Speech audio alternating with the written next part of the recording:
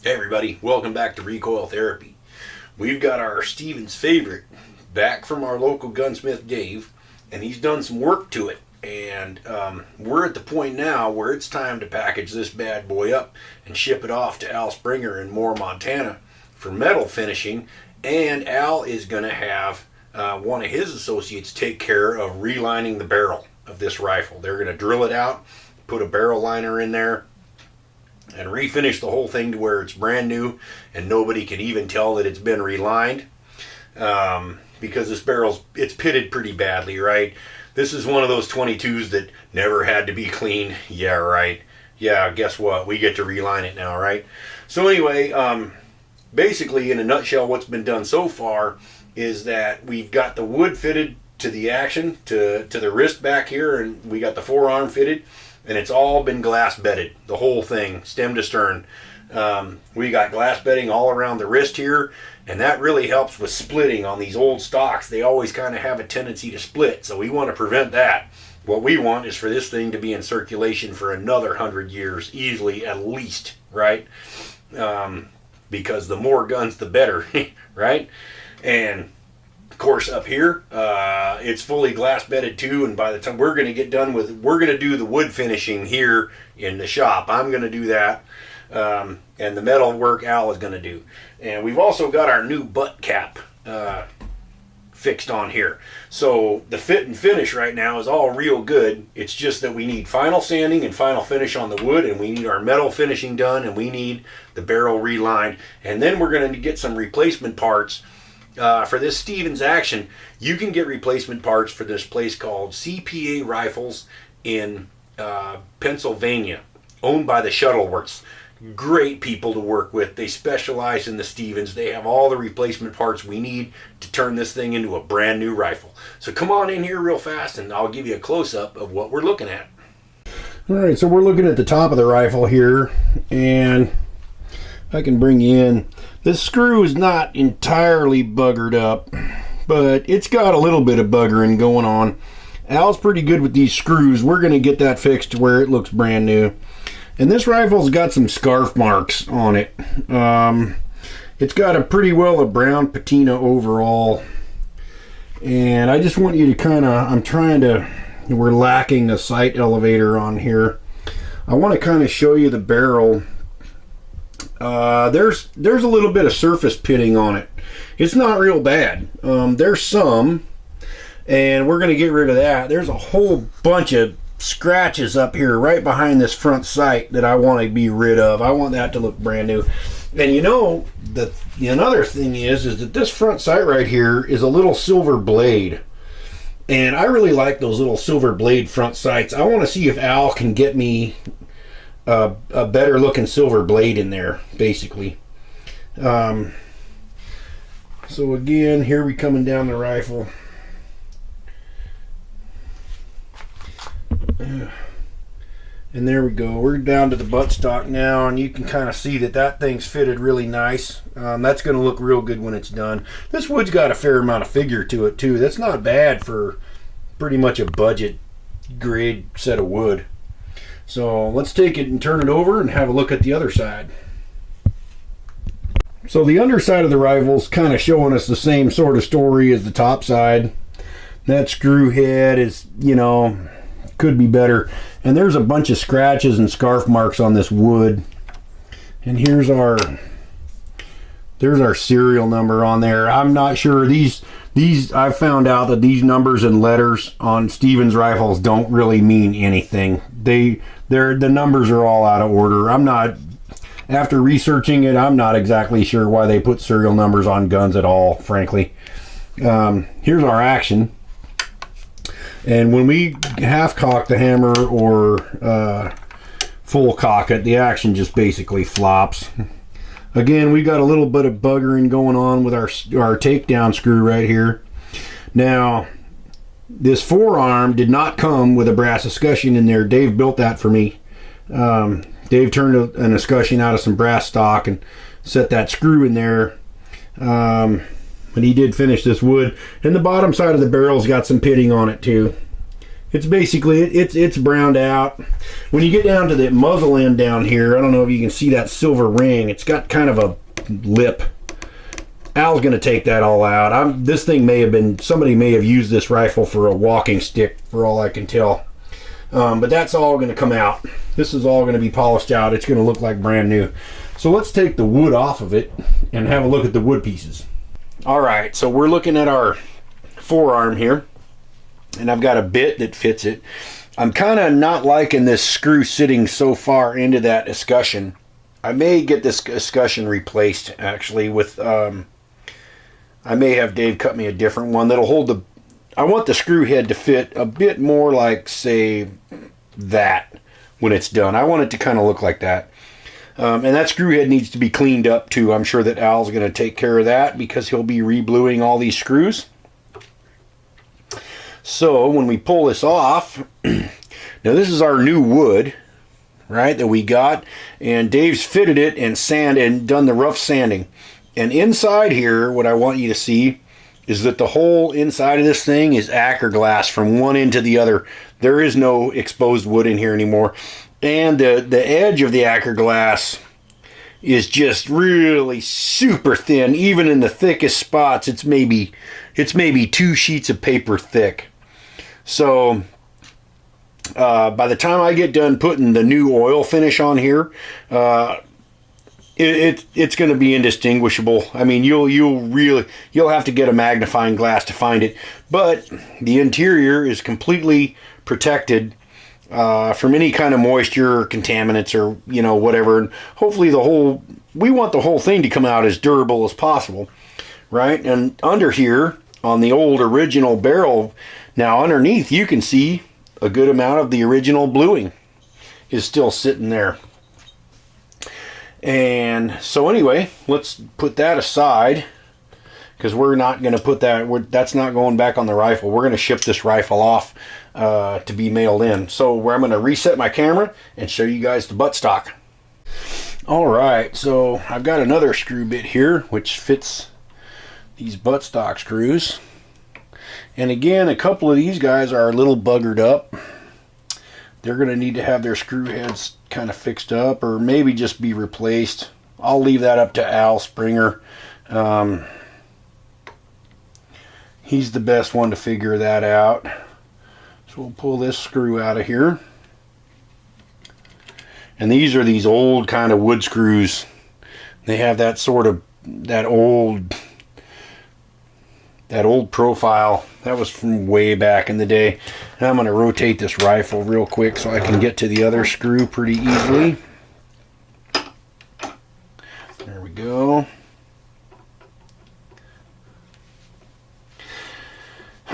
This is the top tang screw, and it's a similar kind of screw to the other one. It's real fat, big old school wood screw, and you can tell it's a little buggered up. Now when he'll file that off real quick, which will really crisp up those lines again and make that screw look a whole lot better. So when we take this off, we want to be pretty gentle with it. We're just going to kind of wiggle it and back it out, because this thing fits on here now very, very tightly because it's glass finished in there. And so what I want you to see, kind of, and I'll use a screwdriver, this is all Acker glass in here now. This is all completely reinforced all the way down inside here. I know this is hard to see, but all the way down in there, all the way up around here, this is all Acker glass. This stock could probably stand up to a 30-06 level recoil and not split. And it's also got a real thin layer right here on the face of this wood, and right here around this, if you can see right there, there's a little spot where they cut the wood proud, right, to fit inside here, inside the action. And it's all Acker glass reinforced now. I mean, this thing will be brutally strong. This will survive till my great grandchildren get tired of killing rabbits with this thing. Now in here, You can see there's a mainspring right here. It's a coil spring. So we're going to talk to the people at CPA Rifles about this spring and this assembly and see if I need to get a new one or just exactly what the issue is with that. And then also we'll put it on half cock and you can kind of see how this action works. The block actually cams forward. When I move the block, it cams forward to put a round in. So anyway, what we're going to send to Al is this assembly right here. And one of the other really cool things about the Stevens is that it disassembles.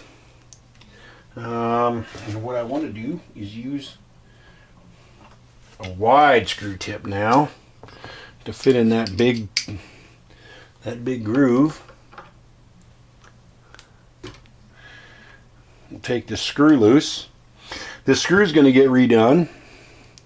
This is really the neat thing about Stevens 44.5 actions is that they come apart straight like that. So this whole thing's going to get redone. This screw is kind of buggered up. You can tell it's been used some. That's from people using garage type screwdrivers on a firearm, which you never do.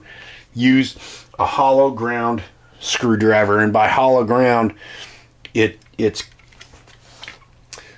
has this cut, right? This bevel cut, so that this tip right here, the screw tip, is actually straight and parallel. It's not a slanted tip like this, it's a parallel tip. And that will really help not bugger up your screws. So anyway, we've got this action, and we've got our barrel, and we're going to box this stuff up. So let's go through the boxing. Let's go through the packaging real quick, and I'll show you how I'm going to do it. Okay, so first things first.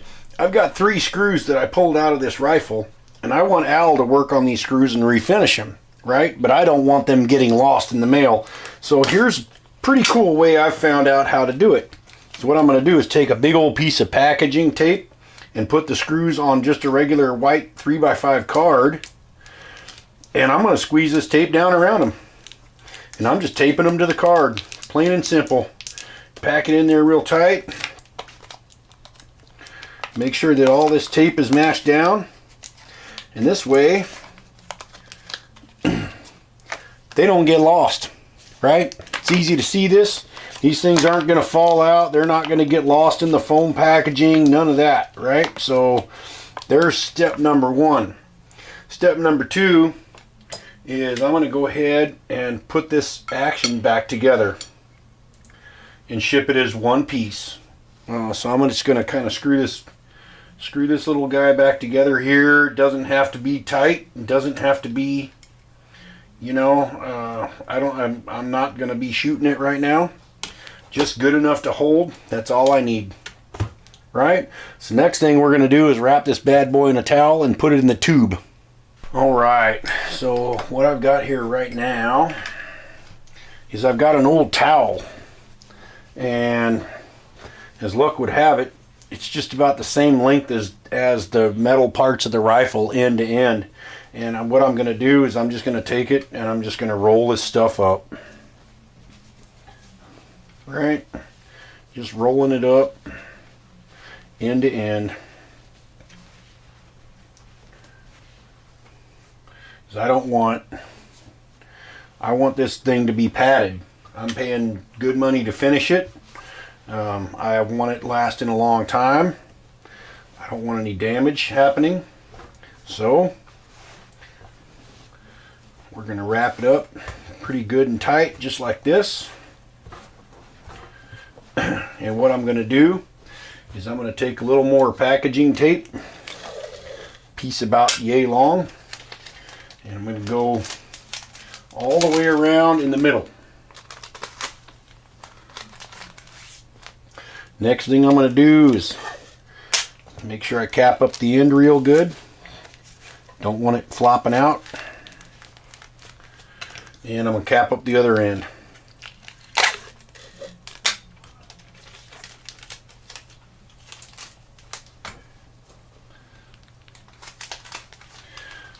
There we go. We're wrapped. Next thing we need is our tube.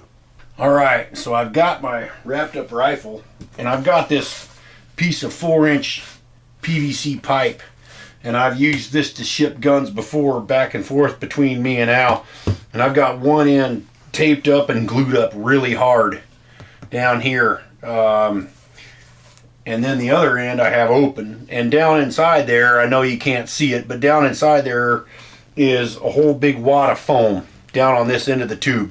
So what I'm going to do now is I'm going to stick this rifle butt down in there just like so, down into that tube, mash it down in there, and then I've got a couple more pieces of foam that I'm going to shove in top of here just like this. See, this is a kind of a round cut piece of foam. It's about that thick. That's going to go in here. And next thing I'm going to do is I'm going to take my piece of cardboard and some tape and tape up this top. Alright, so first things first, I got to make sure that these screws get in that tube with that rifle, right? We want them to refinish all of it, so we're going to stick that in there. And then we stick our foam in, like so. Pack it in there. And then the next thing we're going to do is I got this little piece of cardboard I cut.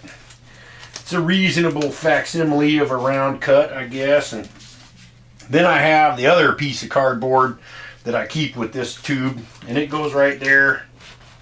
And now what I'm going to do is I'm going to start layering on this plastic tape. Pretty tough. I'm going to put me about, well, I don't know, maybe at least about a dozen layers of tape on here, and I'm going to crisscross them. So there's one, then we'll turn her 90 degrees, put on another one, right? I'm going to keep doing this because I want this rifle shipped safely, and I don't trust people in the shipping business to get it there undamaged. I think that, call me paranoid or whatever, but I think that if they could damage it, they would. So I'm going ahead and make sure I get plenty of tape going every which direction here. So let's turn this guy again. We're gonna, oh yeah, see there's a little air gap right there. Yeah, we can't have that. So we'll get that covered up. Yep, now we're totally covered, but I'm going to put on another couple layers just for good measure, because I want to make sure, because I'm not in the business of taking risks, especially not with antiques. I like to make sure. I want to know as close to a fact as I can know that it's going to be okay, right? So there, we got a bunch of layers. Now the next thing we're going to do is we're going to add on some of this here going this way, just to make sure that that tape don't come loose. That's pretty good. So we're sealed up, and I've got a printed mailing label ready to go, which I'm going to tape on here, and this thing is going in the mail, and it's going to be back. All right, here's our label right here. Let's get this bad boy on here. Whoops.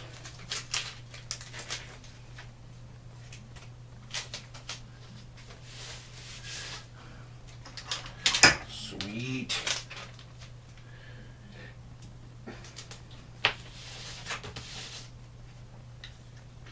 Everything's coming right together, just the way we like it.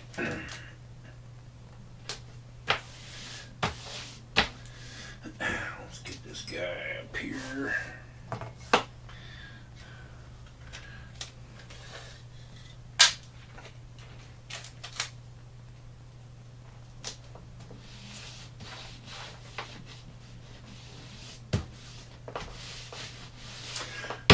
There we go. So thanks for watching, everybody. I'm hoping you guys are enjoying this project, and I hope you're thinking about doing your own gun restoration project too. There's no time like the present to get started. It doesn't cost near as much as you might think. What it does take is a reasonable amount of intelligence and the ability to be patient and work the problem and look for solutions. After that, you can have some mighty fine guns in your safe. Thank you guys for watching. We really like you here on the Recoil Therapy channel, and we'll see you next time.